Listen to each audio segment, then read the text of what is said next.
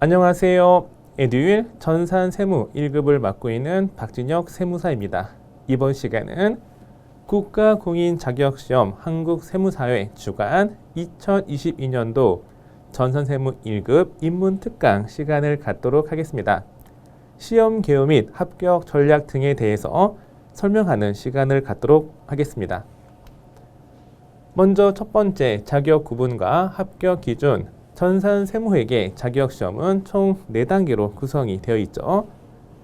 입문 단계가 전산회계 2급, 그 윗 단계가 전산회계 1급, 그 다음 전산세무 2급, 가장 어려운 전문가 삘이 나는 게 이게 전산세무 1급이 되겠습니다.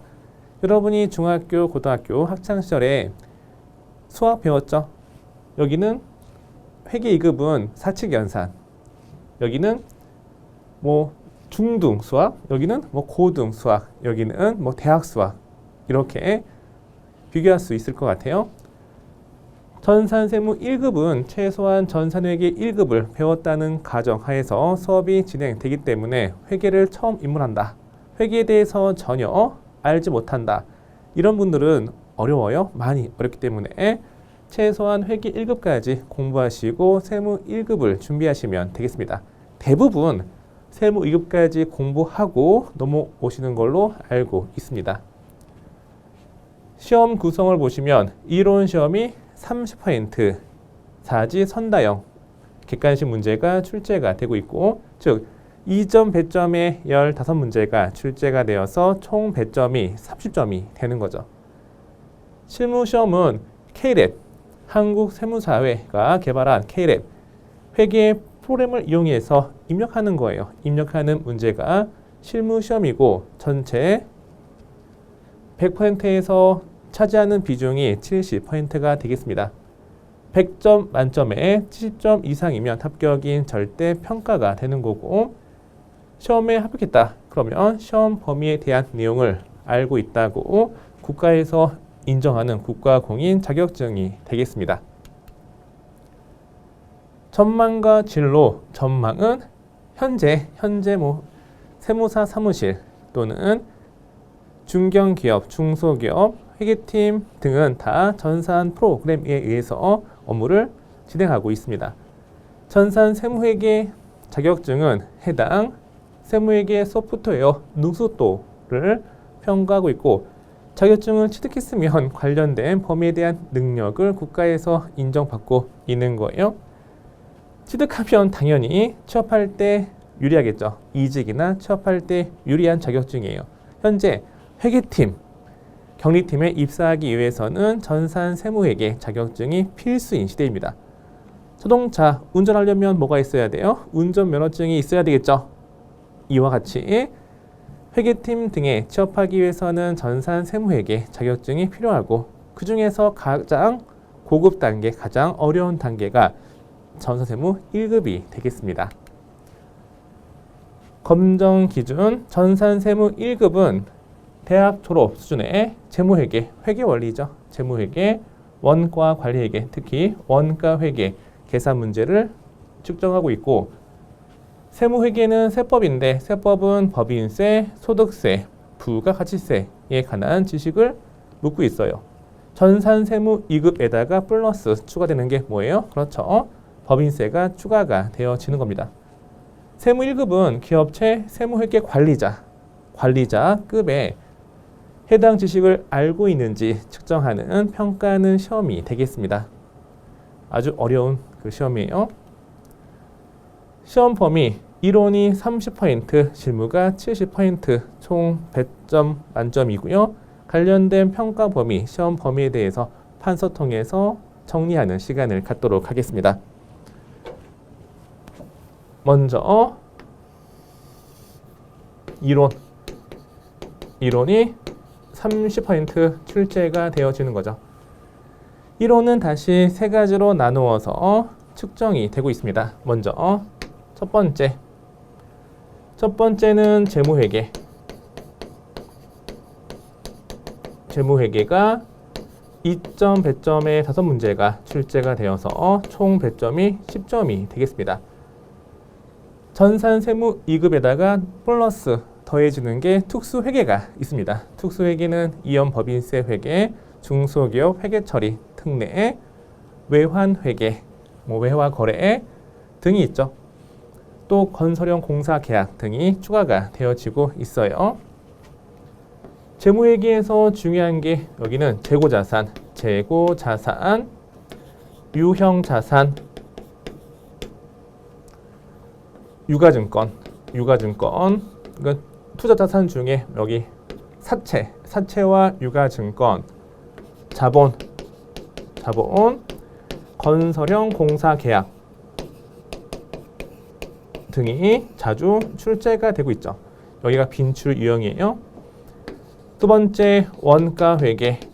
원가회계는 이점 배점의 5문제가 출제가 되어서 총 배점이 10점이 되겠습니다. 전산세무 2급 과정에서 추가되는 게 표준 원가 계산, 여기가 추가가 되고 있어요. 여기는 원가의 개념과 분류, 원가의 분류, 원가의 흐름, 개별원가 계산, 원가 계산 중에 개별원가 계산, 종합원가 계산, 결합원가 계산, 표준원가 계산 등이 출제가 되고 있죠. 또 보조부문비의 원가 배부 여기에서도 출제가 되고 있어요. 재무회계는 출제 범위가 상당하죠. 방대한 출제 범위 내에서 5문제가 출제가 되는데 원가회계는 출제 범위가 몇 개 안 되죠. 나올 만한 빈출 유형이 정해져 있기 때문에 원가회계 투자를 많이 하셔야 돼요. 이 원가회계는 보통 계산 문제가 주로 출제가 되고 있습니다. 세무 2급에서 또 복잡하게 응용되어서 계산 문제가 주로 출제가 되는 거죠. 세 번째 세무회계의 세법. 이 세법은 다시 세 가지로 나누어서 보겠습니다. 첫 번째는 부가가치세. 부가가치세가 보통 2점 배점의 1문제 또는 2문제가 출제가 되죠. 소득세 이론도 2점 배점의 1문제 또는 2문제가 출제가 되고 있습니다. 세법 중에 전산 세무 1급에서 추가되는 게, 그러니까 세무 2급 대비 세무 1급에서 추가되는 게 뭐다? 그렇죠. 법인세예요. 법인 소득에 대한 세금, 법인세 이론 문제가 2점 배점의 2문제 출제가 되거나 아니면 2점 배점의 3문제가 출제가 되고 있죠. 즉, 한 문제 3문제 또는 2문제 1문제 2문제, 한 문제 2문제 2문제 이런 식으로 출제가 되고 있습니다. 부가가치세와 소득세는 전산세무 2급 시험 범위와 거의 유사해요. 법인세가 추가가 되어지는 거죠. 그러면 목표 점수에 대해서 한번 알아볼게요. 재무회계는 여기는 4문제 이상, 여기도 4문제 이상, 여기는 2문제 또는 3문제, 2문제 또는 3문제 이상 따라서 목표 점수가 이론은 20점 이상 맞는 거를 목표로 대비하시면 되겠습니다.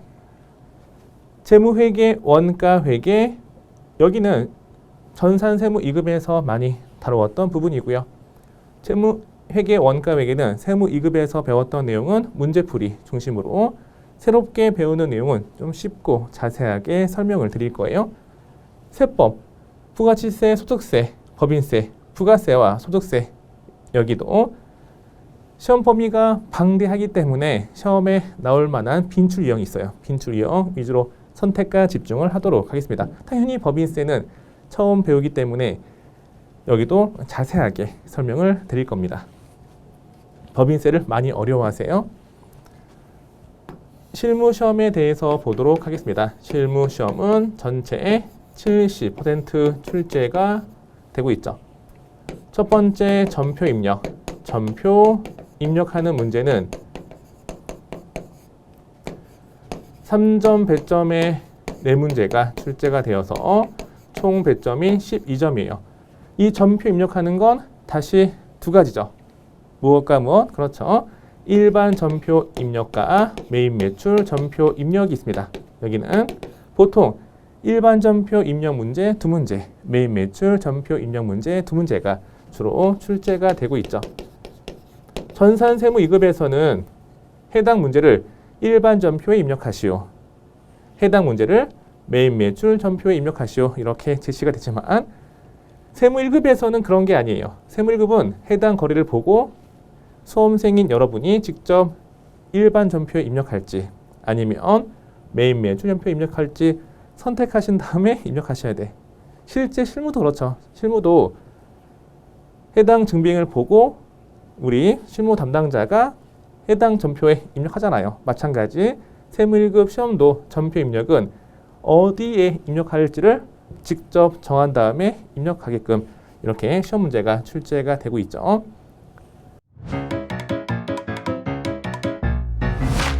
에듀윌 유료 회원만의 특별한 서비스.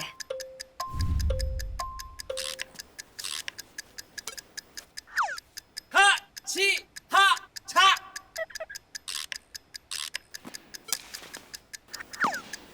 하치하차 정답! 같이 하자 친구야 에듀윌 유료 회원!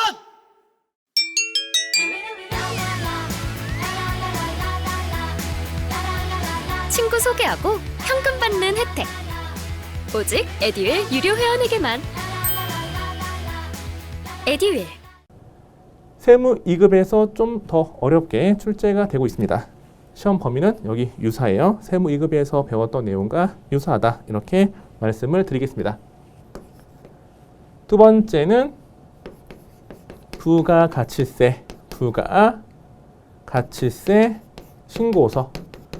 신고서 작성 문제. 여기가 보통 한 문제 6점이나 7점 한 문제가 출제가 되고, 그리고 부가가치세 신고서 부속 서류 뭐가 있죠? 공제받지 못할 매입세 명세서, 대손세 공제 신고서, 수출 실적 명세서, 부동산 임대 공급가액 명세서 등이 있죠. 의제 매입세 공제 신고서 등 이 부속 서류가 보통 3점 또는 4점에서 이렇게 출제가 되고 있습니다. 즉 부가가치세 실무 문제는 총 배점이 10점이에요. 여기에서 부가가치세 신고서 문제 유형은 세 가지로 나누어집니다. 첫 번째, 예정 신고 누락분. 예정 신고 누락분을 확정 신고서에 반영하는 거. 세무 2급에서도 주로 출제되는 게 이거죠. 두 번째는 확정 신고 누락분. 확정 신고 누락분 수정 신고하는 거. 수정 신고. 법정 신고 기한까지 신고를 하지 못하고 신고 기한 경과에서 신고하는 거. 이게 뭐다? 이게 기한 후 신고. 기한 후 신고서 작성하는 문제가 이렇게 출제가 되고 있어요. 여기와 여기는 세무 2급에서 봤던 내용이고, 세무 1급에서 추가되는 게 기한 후 신고서 작성 문제, 무신고 가산세 관련된 내용이 추가가 되어지는 거죠. 부속 서류는 전산 세무 2급 시험 범위 및 난이도와 유사합니다.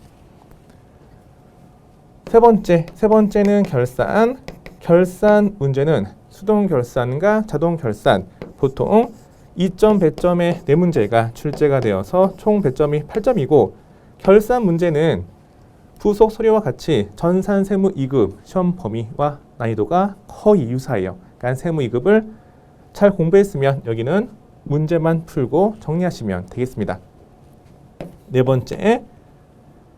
번째는 소득세. 소득세와 관련된 내용은 어떤 게 출제가 되고 있을까요? 사원 등록 메뉴 작성하는 거. 부양가족 명세 탭 입력하는 게 자주 출제가 되고 있고, 급여 자료 입력 메뉴, 급여 자료 입력 메뉴, 원천징수 이행상하 신고서,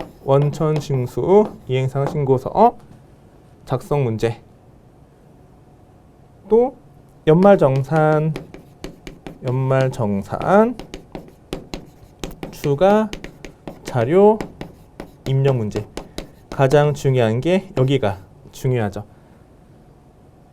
그리고 근로소득 이외 원천징수 문제가 출제가 되는데 뭐가 있냐면 여기는 금융소득, 이자와 배당소득, 금융소득에 대한 원천징수, 기타 소득에 대한 원천징수, 사업소득에 대한 원천징수, 퇴직소득에 대한 원천징수 문제가 출제가 되는데 보통 여기가 2점, 배점에 한 문제 출제가 되고요. 많이 쉽게 출제가 됩니다. 관련된 문제 한번 풀고 시험장 들어가면 풀 수 있는 쉬운 문제가 출제가 되는 거죠. 나머지는 전산세무 2급 시험 범위와 유사합니다. 난이도도 거의 똑같아요. 보통 여기에서 8점 배점 한 문제가 출제가 되고 여기에서 2점 배점 총 배점은 10점이 되겠습니다. 10점. 5번이 이제 법인세예요. 법인세 실무 서식 작성 문제가 6점 배점에 5문제가 출제가 돼서 총 배점이 30점이 되는 거죠. 법인세는 이론과 실무가 유기적으로 연결이 되어 있기 때문에 실무 강좌에서 서비스가 제공될 거예요. 실무 강좌에서 법인세 이론 공부하고 관련 서식 작성하고 법인세 이론 공부하고 또 관련 서식 작성하는 수업 진행이 이루어질 겁니다. 그렇게 해야 재밌고 또 이해하기 쉽습니다. 보통 법인세 실무 서식은 한 25개 정도에서 출제가 되는데 5문제 중에 한 문제는 정말 어려워요. 틀리라고 내 문제고 보통 네 문제는 과거 기출문제와 유사하게 출제가 되기 때문에 네 문제는 맞추고 한 문제는 틀린다라는 생각으로 시험을 대비하시면 되겠습니다. 목표 점수 볼게요. 목표 점수는 법인세는 30점 만점 중에 여기는 20점 이상. 그리고 전표 입력부터 소득세는 우리가 전산세무 2급 과정에서 배운 거예요. 전체 40점에서 여기는 30점 이상 이렇게. 다시 크게 세 파트로 나누어서 보도록 하겠습니다. 첫 번째 이론 여기는 20점 이상. 두 번째 실무 중에 법인세 실무를 제외한 나머지 여기가 30점 이상. 법인세 실무 여기가 세 번째 20점 이상 더하면 70점 이상 목표로 준비하시면 되겠습니다. 시험 직전에는 실제 시험장에서 시험 보듯이 기출문제로 연습하는데 기출문제 풀다가 해당 파트에서 점수가 목표 점수에 미달한다. 그러면 그 부분을 집중적으로 기본서와 기본 강의 통해서 보충하시면 되겠습니다. 시험 범위에 대해서 살펴보았습니다. 또 우리가 획득해야 될 목표 점수 알아봤고요. 시험 시간은 전산세무 2급과 세무 1급 둘 다 90분이에요. 여기도 90분 그리고 여기도 90분이 되는 거죠. 세무 1급은 오후 3시부터 오후 4시 반까지 시험이 치러지는데 보시면 세무 2급과 시험 시간이 동일하죠. 시험 시간이 그러니까는 90분씩. 그런데 세무 1급은 세무 2급보다 시험 범위가 훨씬 넓고요. 방대하고 문제도 훨씬 어려워요. 근데 시험 시간이 측정 시간이 같아. 이게 무슨 말일까요? 그쵸? 해당 문제를 시험 시간 내에 다 푸는 게 불가능해요. 실제 시험 문제는 과거 기출문제에서 대략 85%에서 90% 정도 유사하게 출제가 되기 때문에 나머지 10%는 풀 시간이 없다. 즉 처음 보는 문제 나오면 그냥 읽지 않고 넘어가는 요령이 필요합니다. 시험 시작 30분 이후 퇴실이 가능한데 코로나19 이후로 이제 시험 시작 30분 이후 퇴실이 가능하지만 우리 시험은 시험 시간이 부족하기 때문에 다 채워서 나올 수밖에 없을 거예요. 응시 자격 기준, 응시 자격은 제한이 없습니다. 뭐 초등학생, 중학생, 고등학생 다 응시 가능해요. 다만 부정행위자는 해당 시험을 중지 또는 무효로 하며 이후 2년간 시험에 응시할 수 없죠. 한국세무사회가 주관하는 시험에 2년간 응시가 불가능합니다. 부정행위자 뭘까? 그렇죠. 컨닝하거나 아니면 시험 중에 핸드폰 울리거나, 특히 핸드폰 관리를 잘 하셔야 돼요. 시험 시작 전에 반드시 핸드폰 끄고 시험에 응시하시면 되겠습니다. 물론 시험장에서 감독관이 다 말해주지만 다시 한번 강조할게요. 2022년 국가공인전산세무회계 자격시험 일정을 보겠습니다. 쭉 보시면 1년에 몇 번, 그렇죠. 6번 시험이 치러지는 거고 2달 간격마다 시험이 있습니다. 세무 1급은 어렵기 때문에 합격률도 상당히 낮아요. 한 번에 응시해서 붙는 게 좀 어렵죠. 보통 2~3번 이렇게 응시를 많이 하십니다. 만약에 뭐 105회 시험을 보겠다. 시험 보기 전에 원서 접수는 어디서 한다? 그렇죠. 한국세무사의 국가공인자격시험 홈페이지에서 회원 가입한 다음에 원서 접수하시면 되는 거고 11월 2일부터 8일까지 접수 기간이에요. 이때 접수해서 이날 시험을 보는 겁니다. 또 접수할 때 코로나19로 인해서 시험 장소 안에서 볼 수 있는 수험생이 몇 명 안 돼요. 시험장도 또 몇 개 안 되겠지. 그러니까 응시자는 많은데 시험 장소가 몇 개 되지 않다 보니까 이게 빨리 마감이 됩니다. 원서 접수 시작하는 그 시점에 빠르게 접수하는 게 중요해요. 여러분이 유명한 그 가수 콘서트장 갈 때 뭐 티켓팅 하잖아요. 또는 뭐 유명한 뭐 캠핑장, 유명한 뭐 낚시터 이런 데 예약할 때, 호텔 예약할 때 뭐 힘들잖아. 그렇죠? 그렇게 좀 여러분이 이제 힘들게 접수가 이루어질 겁니다. 첫날 빠르게 접수하는 게 중요하고요. 만약에 11월 2일 날 접수하겠다. 그러면 그 전날, 그러니까 11월 1일 오후, 밤이죠, 밤. 11시부터 긴장하셔야 돼. 11시 반부터. 긴장하신 다음에 11월 2일 딱 될 때, 0시 될 때, 그때 바로 이제 사이트가 열리면서 접수가 가능하기 때문에 세로 고침 등을 막 눌러서 접수를 하셔야 돼요. 빨리 접수해야 여러분이 원하는 장소에서 시험을 볼 수가 있는 겁니다. 제가 살고 있는 집이 경기도 일산이다. 근데 늦게 접수해서 주위에, 우리 집 주위에 시험장이 다 마감된 거예요. 그러면 저기 멀리 뭐 전라도, 광주, 부산 뭐 이런 데에서 시험 볼 수도 있기 때문에 최대한 빨리 응시하는 게 중요하겠죠. 가 답안은 국가공인자격시험 홈페이지 시험일자 오후 8시에 발표가 되지만 우리 에듀윌 사이트에선 시험 직후 바로 발표가 되기 때문에 시험 직후 시험장에서 가져온 문제지에 답안을 맞춰보시면 되는 거고, 또 부분 점수가 있어요. 부분 점수 어디가 있을까? 여기 보시면 여기 1호는 부분 점수 없고요. 실무에서 거의 있다고 보시면 돼요. 전표 입력에서 거래처 코드 누락했다. 1점 감점이고요. 그 다음 밑에 보시면 부가치세 신고서 여기 부분 점수가 있습니다.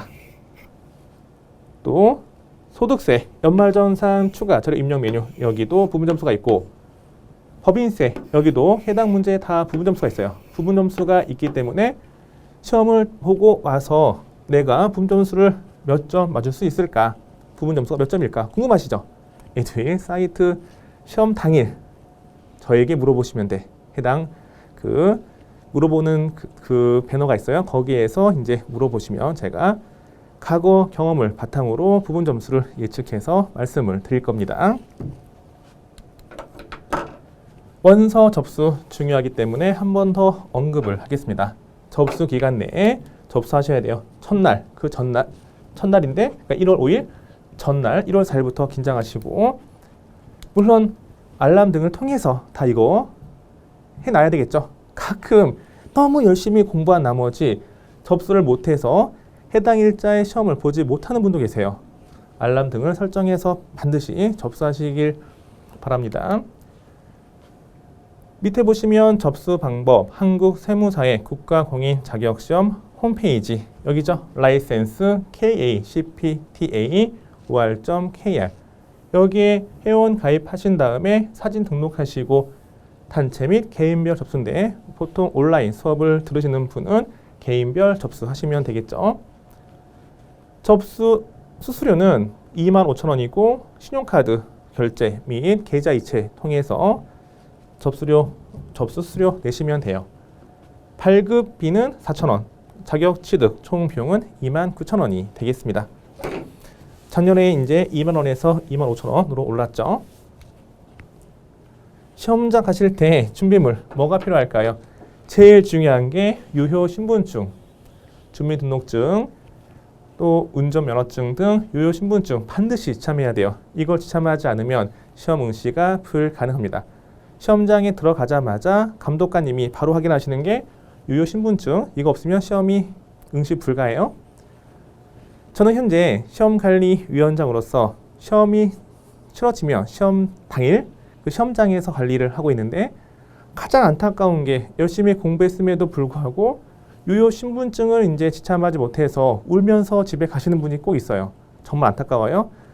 시험 당일 유효 신분증 반드시 지참해서 시험장에 가시면 되겠습니다. 또 오후 3시에 시험 보니까 2시 반, 최소한 2시 반까지는 시험장에 입시를 하시면 되겠습니다. 응시표는 뭐 시험장에 들고 가지 않아도 응시 가능해요. 응시표는 없어도 되고 유효 신분증이 중요합니다. 시험 볼 때 시험장 안에서 계산기, 필기 도구 통해서 시험 문제 풀어야 되겠죠. 계산기는 플러스, 마이너스, 곱하기, 나누기가 되는 4친 연산만 되는 계산기, 일명 쌀집 계산기 아시죠? 그 계산기만 가능하고 공학용 계산기는 사용할 수가 없습니다. KL의 프로그램 안에 내장된 그 계산기도 사용이 가능하죠. 유효 신분증, 이게 중요하기 때문에 한 번 더 살펴보시면 유효 신분증은 주민등록증이 있어요. 만약에 이걸 분실했다 그러면 분실했으면 주민등록증 발급 확인서 이거 발급 받으시면 돼요. 어디에서? 과거 주민센터, 현재 행정복지센터 있죠. 행정복지센터 거기에서 발급 확인서 받으시면 되는 거고 운전면허증, 여권 다 유효 신분증이 되겠습니다.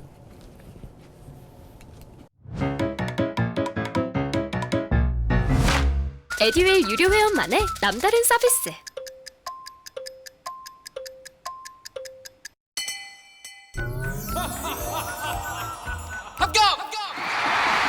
합격하고 돈도 받는 혜택. 오직 에듀윌 유료 회원에게만. 에듀윌. 무료 합격!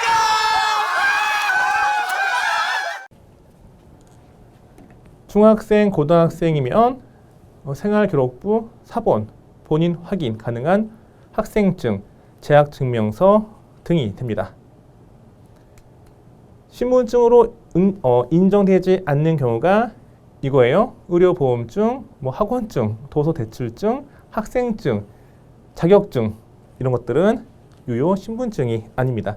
이거 들고 시험장 가시면 안 되겠죠.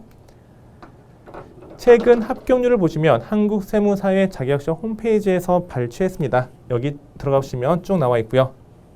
100회가 16.25%, 99회가 6.73%, 즉 아주 어렵게 나온다 1%대, 좀 쉽게 나온다 20%대 이렇게 왔다 갔다 하는 거죠. 97회 너무 어려웠기 때문에 그 다음 회차에는 좀 쉽게 나왔어요. 그러니까 한 해 어려우면 한 해 쉽고 한 해 어려우면 한 해 쉽고 이렇게 나오기 때문에 좀 쉬운 회차에서 이제 응시해야 쉬운 시험이 쉽게 나왔을 때 응시해야 합격이 좀 확률이 올라가겠죠. 평균 내면 보통 10% 정도, 10에서 15% 정도 되는 것 같아요. 즉 10명 중에 1명이 합격 가능한 아주 어려운 시험이 세무 1급이 됩니다. 출제 되는 것도 엄청 어려워요. 일단 출제 범위가 방대하잖아요. 이론 중에 재무회계, 원가회계, 세법도 부가가치세, 소득세, 법인세, 실무도 다 묻기 때문에 엄청난 그 시험 범위 또 난이도도 상당히 어렵죠. 어려운 자격증을 취득했을 때 그만큼의 나의 능력을 인정받는 거죠. 여러분 다이아몬드, 보석 좋아하시죠? 왜 좋아하세요? 희소성 얼마 없잖아. 전 세계적으로. 세무 1급이 어려워요. 합격이 어렵기 때문에 희소성이 있는 자격증이고 이걸 갖고 있다. 그만큼 나에게 큰 무기가 생기는 겁니다. 남들이 갖고 있지 않은 아주 훌륭한 큰 무기라 살면서 나에게 큰 보탬이 되는 자격증이 바로 세무 1급이 되어지는 거죠. 이렇게 세무 1급 따면 그만큼의 긍지와 자부심을 가지시면 되겠습니다. 또 취업할 때, 이직할 때 당연히 우대해 주겠죠. 학점 인정이 되고 경찰 공무원 임용시험 가산점이 인정이 되고 또 각종 기업체 공기업 채용 시 우대가 되고 인사 고과에 반영되고 가끔 어떤 회사는 좋은 회사는 자격증 수당까지 주고 있습니다. 합격하는 게 중요해요. 어떻게 하면 합격이 가능할까? 수험 대책에 대해서 살펴보는 시간을 갖도록 하겠습니다. 우리 교재 보시면 2022년 전산 세무 1급 교재 보시면 5주 완성 등 플래너 계획표가 있어요. 5주 완성은 좀 이거는 하루 종일 공부할 수 있는 학생을 대상으로 플래너가 만들어진 거고 어떤 분은 뭐 하루에 3, 4시간 어떤 분은 뭐 주말만 공부 가능해요. 그런 분들은 플래너를 자신의 상황에 맞게끔 계획을 세우시면 되는 거예요. 어떻게 계획을 세우는지 잘 모르겠다. 그럼 저한테 질문하시면 제가 이렇게 성실히 답변을 드리겠습니다. 여러분 상황에 맞게끔 이렇게 공부하세요 라고 조언을 해드릴게요. 추천 학습 순서가 있습니다. 이렇게 공부하는 게 좋아요. 먼저 재무회계 이론 전체 강의가 130강에서 140강 사이인데 출제 범위가 방대하죠. 그 방대한 출제 범위에 맞게끔 강의도 아주 많을 수밖에 없어요. 저도 짧게 하고 싶죠. 근데 워낙 방대하기 때문에 다 설명을 드리려면 그만큼의 시간이 필요하다. 또 세법 중에서 선택과 집중을 해서 그만큼 줄인 게 이만큼 시간이라고 말씀을 드릴게요. 첫 번째는 재무회계 이론 27강 정도 되고요. 이걸 먼저 공부하시고 여기가 10점 배점. 두 번째 원가회계 이론 공부하시고 여기가 10점 배점. 또 부가치세 이론과 소득세 이론은 만약에 전산 세무 2급에서 잘 공부했다. 그러면 맨 뒤로 빼세요. 맨 뒤로. 부가치세 이론을 잘 공부하지 못했다. 처음 공부한다. 세무 2급에서 좀 부실하게 공부했다. 그러면 당연히 먼저 하는 게 맞겠죠. 부가세 이론이 한 12강. 그 다음 여기까지 1번, 2번, 3번이 이론 강의고요. 실무 강의로 넘어가서 전표 입력 12강. 일반 전표, 매일매일 춘표 입력하는 거. 부가치세 신고서 및 부속 서류 실무 여기가 9강. 결산 실무 4강. 원천 징수 실무 9강. 법인세 이론 및 실무 여기가 거의 한 40강 정도 되는 거예요. 37강. 만약에 전산 세무 2급을 고득점 합격하셨다. 뭐 1번부터 7번까지가 뭐 쉽다. 그런 분들은 1번부터 7번을 좀 나중에 하시고요. 8번 법인세 이론과 실무를 먼저 공부하기를 추천드리겠습니다. 즉 재무회계 이론부터 공부해도 되고 법인세 이론부터 공부해도 되는데 만약에 세무 2급을 고득점 합격했다. 그러면 법인세 이론부터 세무회계 2급 불합격하시거나 아니면 세무회계 2급에서 전산 세무 2급에서 배운 게 좀 부실하다. 그러면 1번부터 공부하시는 걸 추천드리겠습니다. 전산 세무 1급에서 가장 어려운 내용은 법인세 이론과 실무가 되겠죠. 처음 배우기 때문에 생소해서 어렵게 느껴지는 거예요. 여러분이 회계원리 처음 공부할 때 가장 어려웠던 게 분계였어요. 분계. 차변, 대변에 무엇을 입력해야 될지 모를 때 거래 판례요소의 결합관계 정말 어려웠죠. 근데 회계 1급 합격하고 세무 2급 합격하니까 분계가 점점 쉬워지잖아요. 마찬가지예요. 계속 반복 학습을 통해서 쉬워지는 게 우리 공부 내용입니다. 마지막에는 최신 기출문제 최대한 많이 풀어보기 최소 2년치 12회분 이상을 풀어보는 걸 추천드리겠습니다. 기출문제는 시간을 정해놓고 90분간 시간을 정해놓고 실제 시험장에서 문제 풀듯이 푸는 게 중요해요. 틀린 문제에 대한 오답 정리도 당연히 중요하겠죠. 우리 전산 세무 1급 교재는 최신 30회분에 대한 기출문제를 분석해놨어요. 그러니까 해당 파트에서 최신 30회 중 몇 문제 출제되었다. 그러니까 중요한 게 있고 덜 중요한 게 있죠. 중요한 거 위주로 수업을 진행할 겁니다. 문제풀이 후 오답 노트 항상 보면 틀린 문제를 계속 틀리기 때문에 틀린 문제를 틀리지 않게끔 정해 나가는 게 점수가 올라가는 비결이 되겠습니다. 시험 보기 직전 실전과 같은 연습이 중요하고 또 틀린 문제 오답 정리를 통해서 암기할 부분은 반드시 암기를 하시면 되겠습니다. 합격의 지름길, 시험에 출제가 되는 유형에 대한 정확한 이해와 반복 수달이 필요하겠죠. 과거 기출문제에서 대략 85%에서 90%, 85%에서 90%까지 유사하게 출제가 되기 때문에 해당 문제 이 부분을 실수하지 않고 정확히 푸는 게 정해진 시간 내에 정확히 푸는 게 합격의 지름길이 되는 거죠. 우리 교재에는 1회부터 최신 기출문제까지 다 담아놨기 때문에 우리 교재 기준 85에서 90%가 출제가 될 거예요. 그러면 우리 교재에 있는 문제 정확히 이해하시고 다 알고 있다. 그러면 합격이 가능하죠. 가끔 알고 있는데 합격이 안 될 때 있어요. 어느 경우? 그렇죠. 시험장에서 다 알고 있더라도 시험 시간 내에 다 푸셔야 돼. 90분 내에 다 푸는 연습이 특히 중요하겠죠.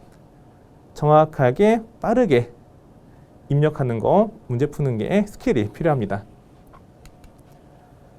오답 정리 계속 반복하고 있어요. 틀린 문제 다시 틀리지 않도록 연습하는 게 고득점 합격의 지름길이 되겠습니다. 우리 교재에 있는 문제 다 풀고 오답 정리하고 빠른 시간 내에 풀면 당연히 합격이 되겠네요. 말은 쉬운데 어려운 시험이에요. 합격을 위해서 제가 여러분을 도와드릴 건데 어떻게 도와드릴 거냐면 수업 진행 방식에 대해서 보도록 하겠습니다. 이런 강의는 우리 교재를 PPT로 띄울 거예요. 이렇게 교재 전체를 PPT로 띄워서 중요한 거 또 중요하지 않은 거 이렇게 중요한 건 자세히 덜 중요한 건 간략하게 수업을 진행할 거고 목차와 핵심 키워드로 정리할 겁니다. 스토리텔링을 통해서 실무 사례 이해하고 또 암기가 필요한 거는 들으면 바로 암기할 수 있는 암기 비법에 대해서도 말씀을 드릴 거예요.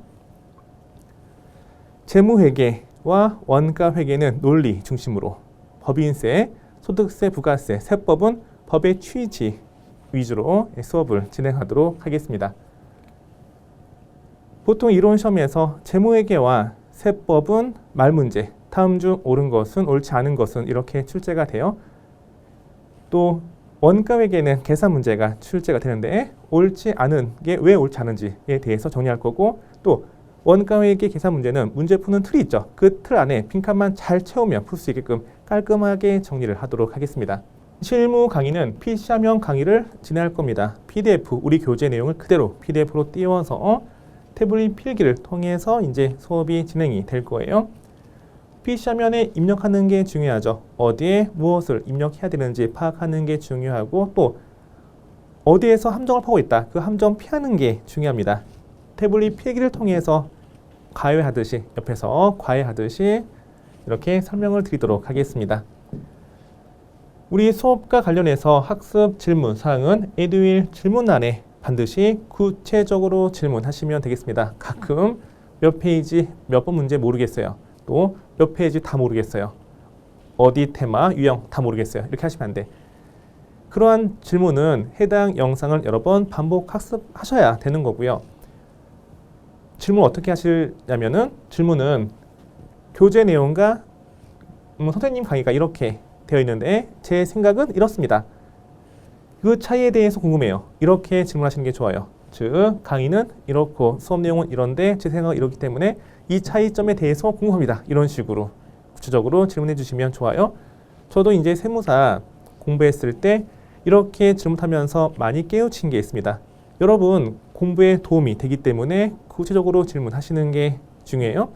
우리 교재에 있는 내용 모두 다 알고 있으면 합격이 가능하죠. 모르는 건 질문 통해서 해결하시면 되겠습니다. 수업 준비물 연습장과 계산기 플러스 마이너스 곱하기 나누기 사칙 연산만 되는 계산기 참여해서 이제 수업을 따라오시면 되겠습니다. 수업 시간에 뵙도록 하겠습니다. 여러분의 고득점 합격을 위해서 최선을 다해서 수업을 진행하도록 하겠습니다. 감사합니다.